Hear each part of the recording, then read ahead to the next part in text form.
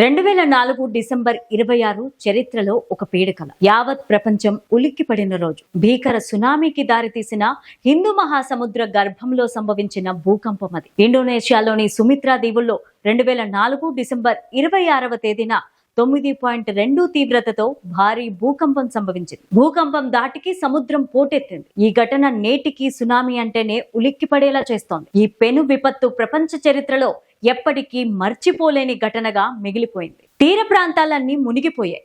కడలి 1/2 కిలోమీటర్ వరకు భూభాగంపైకి చొచ్చుకొచ్చింది.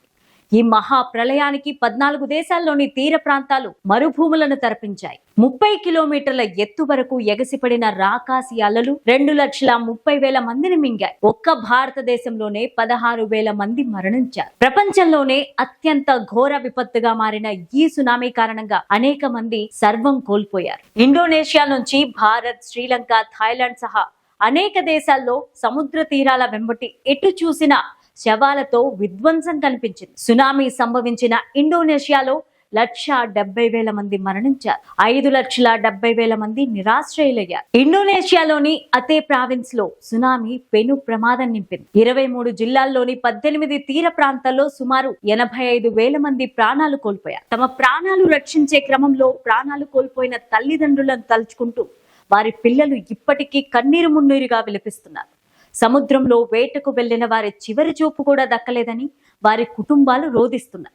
నాటి విపత్తును కల్లారా చూసిన చిన్నారులు ఇప్పుడు పెద్దవాళ్ళైనప్పటికీ భవిష్యత్తులో ఇలాంటి ఉపద్రవం మళ్ళీ వస్తుందేమోనని భయపడుతూనే ఉన్నారు. అండమాన్ నికోబార్ దీవుల్లో 1,800 మందికి పైగా ప్రాణాలు కోల్పోయారు. నాటి విధ్వంసాన్ని కల్లారా చూసిన వారు దాన్ని గుర్తు చేస్తే ఉలిక్కి పడుతున్నారు. సముద్రపు నీరు ప్రాణాలను వెంటాడిందని, అడ్డొచ్చిన వాటినన్నింటినీ కబలించిందని చెబుతున్నారు. ప్రాణాలను అరచేతిలో పెట్టుకుని మోకాళ్ల లోతు నీళ్లలో సురక్షిత ప్రాంతాలకు పరుగులు తీసినట్టు చెబుతున్నారు. తమిళనాడు తీరంలోనూ సునామీ చావు దెబ్బ కొట్టింది. సుమారు 8,000 మంది ప్రాణాలు కోల్పోయారు. నాగపట్నం, చెన్నై, కడలూరు తీర ప్రాంతాల్లో మరణాలు సంభవించాయి.